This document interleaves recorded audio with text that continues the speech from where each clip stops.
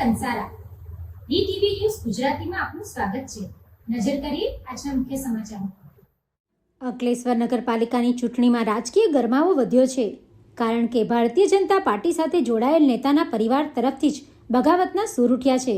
જિલ્લા ભાજપ સંગઠન મંત્રીનો હોદ્દો ધરાવતા નૈના વકીલના પતિ નીતિન વકીલે અંકલેશ્વર નગરપાલિકાની ચૂંટણીમાં વોર્ડ નંબર 1માં અપક્ષ ઉમેદવાર તરીકે ઉમેદવારી નોંધાવી છે। નીતિન વકીલ અગાઉ ભાજપના ઉમેદવાર તરીકે જીત મેળવી ચૂક્યા છે, પરંતુ આ વખતે તેમણે વોર્ડ નંબર 1માંથી અપક્ષ તરીકે મેદાનમાં ઉતરી રાજકીય વર્તુળોમાં ખળભળાટ મચાવ્યો છે। પાર્ટીના જ સંગઠન મંત્રીના પતિએ આવું પગલું ભરતા આંતરિક મતભેદો બહાર આવ્યા હોવાની ચર્ચા તેજ બની છે। આ વોર્ડમાં પ્રવીણ મોદી, જાગૃતિ આંદાવાલા અને યોગિતા પટેલ સહિતના ઉમેદવારોએ પણ ઉમેદવારી નોંધાવી છે, જેના કારણે સ્પર્ધા વધુ રસપ્રદ બનવાની સંભાવના છે। આ દરમિયાન ભાજપમાં શિક્ષિત અને સક્રિય આગેવાનોની અવગણના કરવામાં આવતા હોવાના આક્ષેપો નીતિન વકીલ દ્વારા કરવામાં આવ્યા છે, પરંતુ વોર્ડ નંબર 1ની ચૂંટણી રસાકસી ભરી બને એવી શક્યતા છે। જો કે જિલ્લા ભાજપ સંગઠન આ મામલે કેવી કાર્યવાહી કરે તે જોવું રહ્યું। હું છેલ્લા 30-35 વર્ષથી રાજકારણમાં સક્રિય છું। અંકલેશ્વર નગરપાલિકામાં અગાઉની 2 ટર્મમાં અપક્ષ તરીકે લડ્યો છું। ત્યાર પછી 2012થી પાર્ટી સાથે ભાજપ સાથે જોડાયો, સંગઠનમાં 5 વર્ષ કામ કર્યું। ત્યારબાદ મને ટિકિટ આપવામાં આવી। વોર્ડ નંબર 1માં આ વખતે અપક્ષ તરીકે ઉમેદવારી કરવાનું કારણ એ છે કે હું જ્યારે જીતીને ગયો ત્યારે ભણેલા ગણેલા માણસોની અવગણના થાય અને સામાન્ય રીતે પ્રજાના પ્રશ્નોની વાચા આપવામાં ના આવે। હું છેલ્લા 35 વર્ષથી રાજકારણમાં સક્રિય છું, છતાં હાંસિયામાં મૂકી દેવામાં આવે, ઘણા સમીકરણો આવે।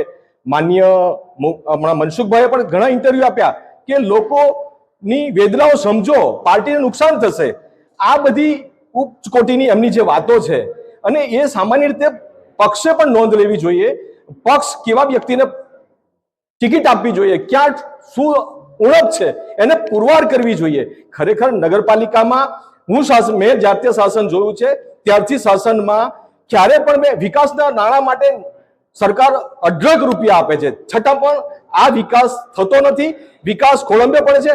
ભરૂચી નાકાનું નાળું આજે 6 મહિનાથી મારા 1 નંબરના વોર્ડમાં રહું છું। 6 વર્ષથી મારે ત્યાં રહેવાની આવવા જવાની વ્યવસ્થા છે। બીજી સોસાયટીમાંથી આવવા જવાનો માર્ગ આપવામાં આવેલો છે। લોકો ત્રાહીમામ પોકારી ગયેલા છે। અમે પણ રોજે રોજના પેટ્રોલ અને ડીઝલથી લોકો સમજશે કે સાહેબ તમે આટલા બધા આગેવાન છો, એડવોકેટ છો, તમે ચૂંટણી લડો અને આ બધી સમસ્યાઓને તમે આગળ લાવો। મારા પ્રવીણભાઈ માસ્તર સાહેબ મારી સાથે અમારી વાટાઘાટ થઈ કે ભાઈ આવનારા દિવસોમાં જો પાર્ટી કોઈ નિર્ણય લે તો આપણે આ રીતે સાથે રહીને લડીશું, નગરના વિકાસ માટે આપણે કામ કરીશું। અને ઘણા લોકો આ બધી સમસ્યાઓ હોવા છતાં બોલી નથી શકતા।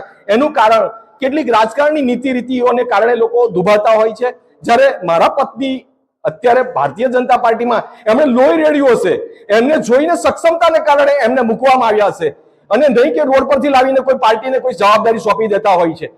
ત્યારે આજે પાછળથી પાર્ટીએ ગાઈડલાઈન ઊભી કરી છે કે ભાઈ 3 વર્ષની ટર્મ હોય તો એના માટે સાયલન્ટ, 60 વર્ષ માટે સાયલન્ટ, પાર્ટીના કોઈ અન્ય ઉમેદવાર અન્ય જગ્યાએ હોય તો એને પણ એને સાયલન્ટ।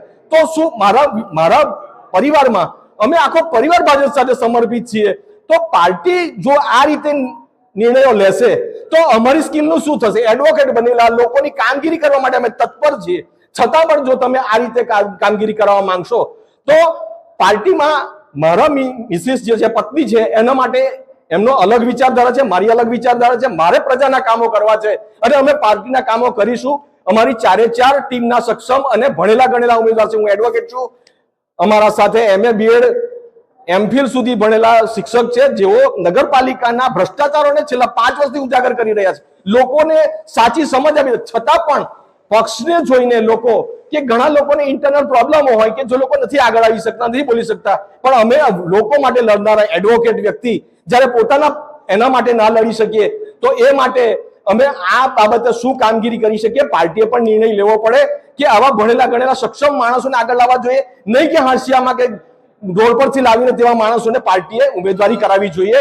જો આ રીતે વિકાસ કરશે, અઢળક નગર ઉપરથી સરકાર પૈસા પણ આવશે, નાણાં પણ આવશે, એ નાણાંનો વિકાસ થવાનો નથી ક્યારે। અને નગરપાલિકામાં હું 35 વર્ષથી શાસન જોયું છે, ત્યાંની પણ આ જ પરિસ્થિતિ હતી, હાલમાં પણ આ જ પરિસ્થિતિ છે।